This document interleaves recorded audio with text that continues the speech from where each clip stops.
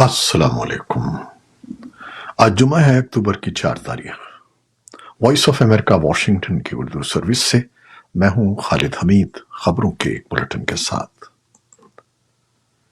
ایران کے supreme leader آیت اللہ علی خامنئی نے جمعے کو کہا کہ ایران اور اس کے علاقائی حمایتی اسرائیل کا پیچھا نہیں چھوڑیں گے، جس نے چند گھنٹے پہلے بیروت پر حملہ کیا ہے اور خیال کیا جاتا ہے کہ اس نے تہران کی حمایت یافتہ حزب اللہ کے سیکرٹری جنرل کے لیے امیدوار کو نشانہ بنایا ہے۔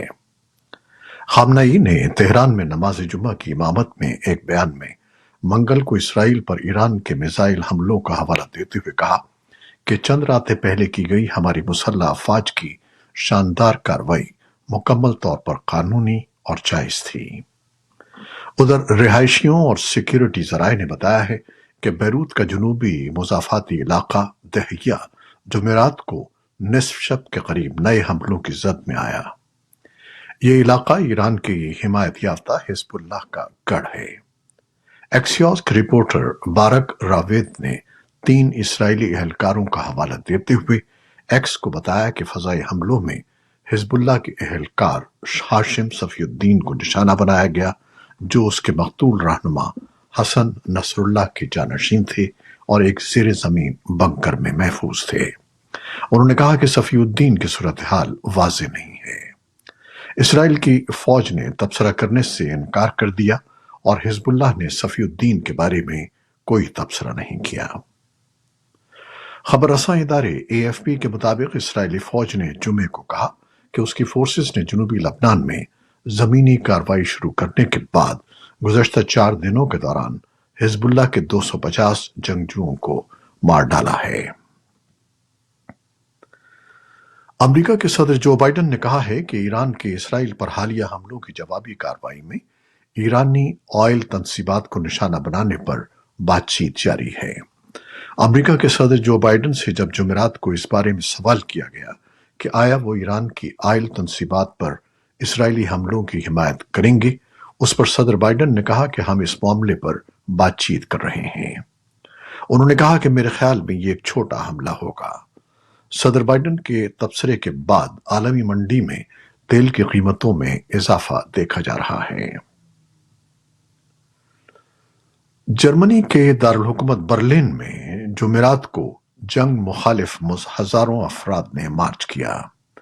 شرکاء نے لبنان اور فلسطینیوں سے اظہار یکجہتی کیا اور یوکرین کو ہتھیاروں کی فراہمی پر جرمن حکومت کو تنقید کا نشانہ بنایا۔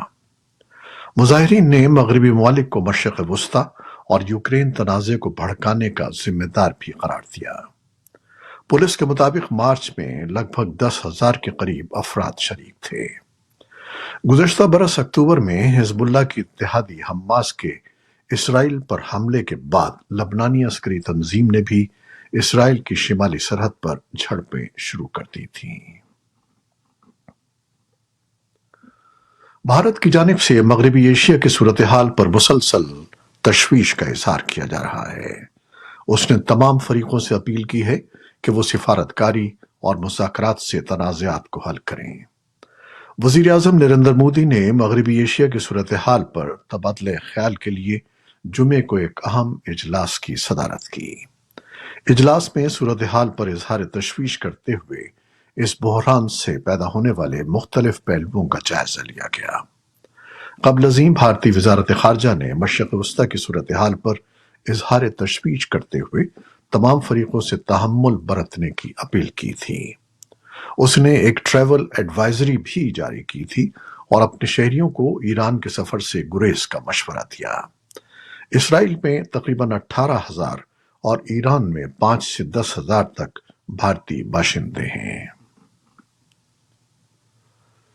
بھارت نے پاکستان کی میزبانی میں رواں ماہ اسلام آباد میں ہونے والے شنگھائی تعاون تنظیم کے سربراہی اجلاس میں شرکت کا فیصلہ کیا ہے۔ ترجمان بھارتی وزارت خارجہ کے مطابق وزیر خارجہ ایس جے شنکر 15 اور 16 اکتوبر کو SCO سمٹ میں بھارتی وفد کی قیادت کریں گے۔ تقریباً ایک دہائی میں کسی بھی بھارتی وزیر خارجہ کا پاکستان کا یہ پہلا دورہ ہوگا۔ پاکستان شنگھائی تعاون تنظیم SCO کی council of heads of government CHG اجلاس کی میزبانی کر رہا ہے۔ پاکستان کے وزیر خزانہ محمد اورنگزیب نے انکشاف کیا ہے کہ پاکستان نے چین کو توانائی کے شعبے میں واجب الادا قرضے چینی کرنسی میں واپسی کی تجویز دی ہے۔ اس تجویز پر ابھی چینی حکومت سے جواب آنا باقی ہے، تاہم وزیر خزانہ کا کہنا ہے کہ چینی کرنسی میں ادائیگی سے پاکستان کے ساتھ چین کو بھی فائدہ ہوگا۔ پاکستان نے اس سال کے وسط میں چینی حکومت کے ساتھ توانائی کے شعبے میں حاصل کردہ قرضے واپس کرنے سے متعلق بات چیت کا آغاز کیا ہے۔ اس وقت ڈالر کی کمی کا شکار پاکستان اس قدر بڑی رقم ادا کرنے کا متحمل نہیں ہو سکتا، جبکہ دوسری جانب پاکستان حال ہی میں IMF کے 37 ماہ پر مشتمل نئے قرض پروگرام میں بھی شامل ہوا ہے۔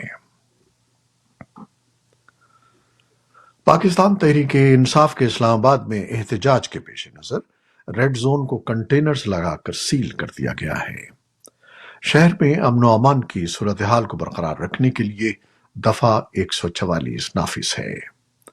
پارلیمنٹ ہاؤس کے سامنے ڈی چوک کی طرف جانے والی سڑکیں بلاک کر دی گئی ہیں، فون اور انٹرنیٹ سگنل معطل کر دیے گئے ہیں، جس کی وجہ سے شہریوں کو مشکلات کا سامنا ہے۔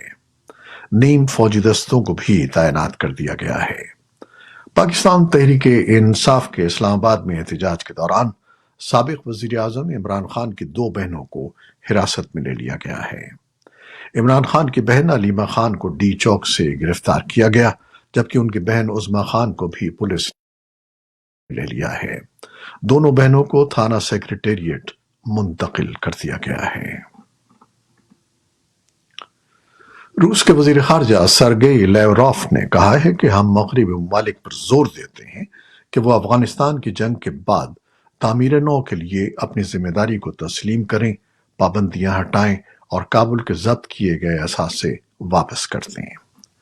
لیوروف افغانستان پر روس کی قیادت میں سالانہ سفارتی فورم کے افتتاح کے موقع پر خطاب کر رہے تھے، جس میں طالبان اور مشرق وسطیٰ اور وسطی ایشیا کے پڑوسی ممالک کے سفیر شامل تھے۔ افغانستان کے وزیر خارجہ امیر خان متقی مذاکرات کے لیے ماسکو میں تھے۔ دوحہ میں قائم امریکی سفارتی مشن برائے افغانستان کی سربراہ کیرن ڈیکر نے جمعرات کو کہا کہ واشنگٹن نے کبھی بھی ماسکو فارمیٹ کے اجلاس میں شرکت نہیں کی، کیونکہ یہ ایک علاقائی بات چیت ہے۔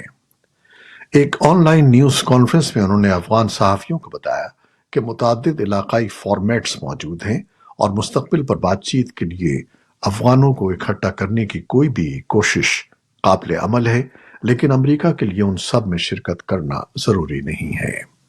انہوں نے کہا کہ ہم ماسکو فارمیٹ کی آئندہ میٹنگ کے نتائج پر نظر رکھیں گے، لیکن شرکت نہیں کریں گے۔ یوکرین کی فضائیہ نے جمعے کو کہا کہ روس نے یوکرین میں گزشتہ رات 19 ڈرونز سے حملہ کیا۔ ایئر ڈیفنس نے 9 ڈرونز کو مار گرایا۔ حملے میں ایک کاروباری انتظامی عمارت کو بھی نقصان پہنچا۔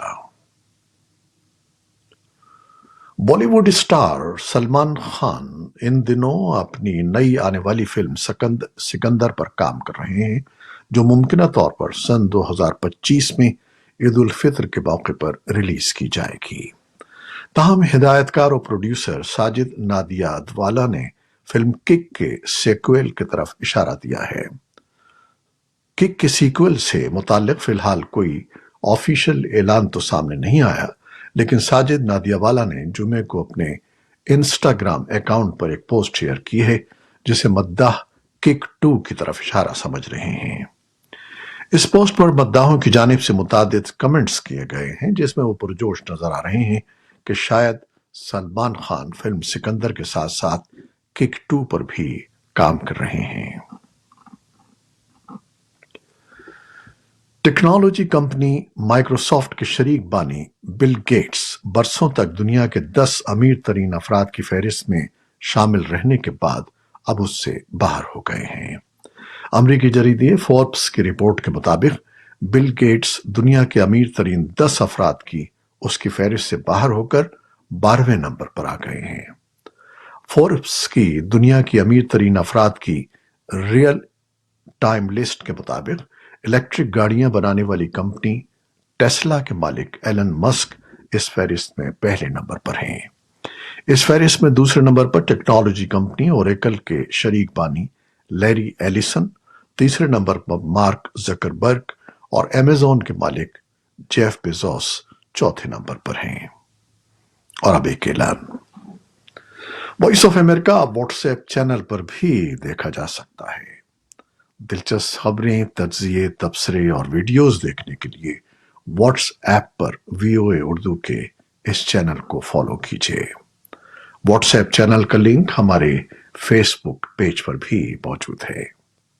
یہ تھی وہ خبریں جو فیس بک لائیو پر ہم نے آپ کے لیے پیش کی۔ ہماری ویب سائٹ، یوٹیوب اور پوڈ کاسٹ پر یہ بلیٹن آپ کے لیے پوسٹ کر دیا جاتا ہے۔ آپ ہمارے بلیٹن کو شیئر کرتے ہیں اور اپنے کمنٹس میں اپنی محبتوں کا اظہار کرتے ہیں، جس کے لیے ہم آپ کے بے حد مشکور ہیں۔ اپنی ان محبتوں کو جاری رکھیے گا۔ نیوز پروڈیوسر عائزہ عرفان اور نیوز ایڈیٹر بہجت جیلانی کے ساتھ خالد حمید کو اب اجازت دیجیے گا۔ اللہ حافظ۔